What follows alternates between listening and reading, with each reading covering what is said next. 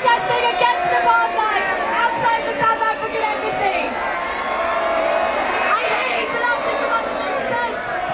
Oh, Jeremy Corbyn!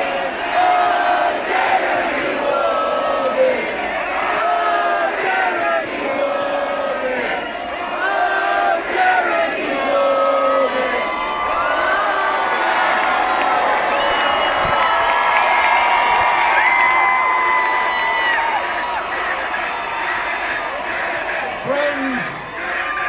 Friends, thank you. I bring you some good news. I am the 31st and last speaker at this rally. Thank you for coming and braving the rain. Thank you for your support and solidarity for the people of Palestine.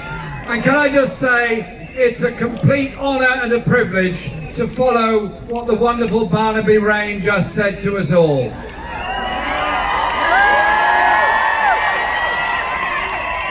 Because Barnaby spoke the truth. We are here in solidarity with the people under occupation and under oppression. We reject racism in any form whatsoever. Be it anti-Semitism, Islamophobia, far-right racism, or any other form of racism. Racism is designed to divide and weaken. Unity strengthens us. Solidarity strengthens us. Mobilization strengthens us.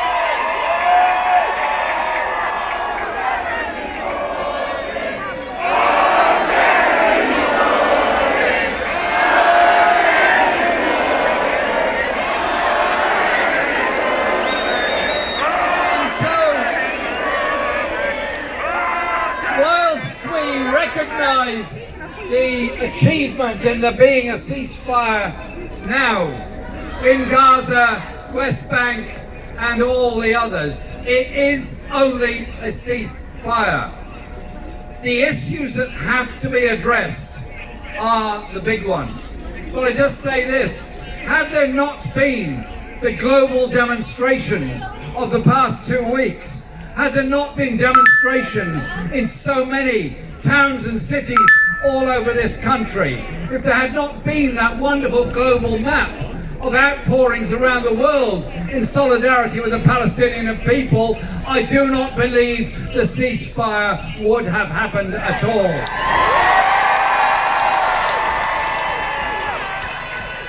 We mourn the deaths of all those that have been killed in the past 2 weeks, whoever they are. A Palestinian child, an Israeli child, a Palestinian refugee, an aid worker, anyone who's been killed should not have lost their lives. Their homes should not be destroyed. And children should not grow up having seen their own home demolished by a bomb dropped from the safety of thousands of feet up. The occupation is the issue. The occupation of the West Bank, the siege of Gaza, they are the issues. And so whilst the ceasefire is obviously a step forward, unless the fundamental issues are addressed, we will be here again. But I simply say this to those naysayers around the world. We, many of us in this field today, in this park today, have been on many demonstrations in support of the Palestinian people over many years. And we will be here as long as it takes until the Palestinian people are free. We will never give up on the Palestinian people. We will never go away from the Palestinian people and their cause.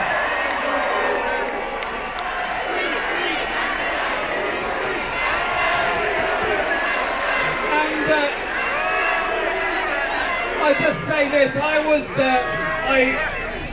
must apologise, I was not marching on the march today from the embankment to here. And I'll explain why. Because we were hosting through the Project for Justice and Peace something we've been organising for several months. And that is a Global Refugee Voices Conference online. We wanted to give voice to the voiceless, the 80 million people on this planet with no home to call their own, no security of their future. They are internally displaced or external refugees. They're dying in the seas around Europe. They're dying on the borders of many countries, and they're living terrible lives. 80 million people, the largest ever in recorded history. So let's not celebrate 70 years since the 1951 convention. Let's determine to create a world where refugees can live in security and safety. And not be demonised by our Home Secretary who wants to send a Navy into the Channel. And amongst those refugees are Palestinian people. Palestinian people removed from their homes in 1948, made their homes in Lebanon, in Jordan, in Syria, in Iraq, in many countries all over the region, and the huge Palestinian diaspora. I've met elderly Palestinian people in Sabra Chatila who've spent their whole lives since the year before I was born in a refugee camp. Never forget the rights and plight of the refugees as well. And so it also means in any demonstration, what are we going to do politically? We're here, of course, in support of Palestine and the Palestinian people, but we also need to make demands on our own government. This week in Parliament, I asked a question of Mr. James Cleverly. That's his name, it really is. About British arms sales and British military cooperation with Israel. I asked him if he could assure me that no weapons supplied by Britain were being used to bomb Gaza. He could not give me that assurance. He could not answer my question. He would not answer my question on the nature of the security relationship between Britain and Israel. So I say this, from this demonstration today here in Hyde Park, we call for the end of all arms supplies to Israel. In order to save life and help to bring about a peace. So we call, of course, for the end of the occupation. We call, of course, for the end of the siege of Gaza. I've had the privilege of visiting Gaza on a number of occasions. Nothing has made me more angry or more sad than meeting young people, well-educated, very ambitious, wonderful young people who've been educated at UN schools and so on, unable to work, unable to travel, living their lives vicariously through a computer screen, under siege. Young people on the West Bank, harassed at checkpoints 24/7, unable to go anywhere without going through a checkpoint. If this was in the West Bank, we'd have had 3 or 4 checkpoints between the embankment and Hyde Park. That is what life is like under occupation.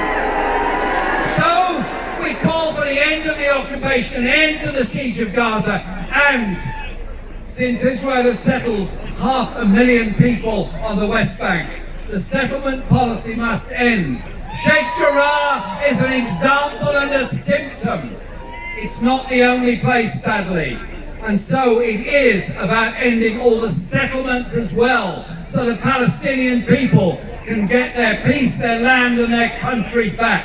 That means as I put forward in the general election of December 2019 that we would campaign for, and I would be proud to implement, a policy of full recognition for the state of Palestine. So, as I am concluding this rally, thank you for coming. Thank you for your solidarity. We're going to be seeing a lot of each other at future marches and demonstrations. Big thank you.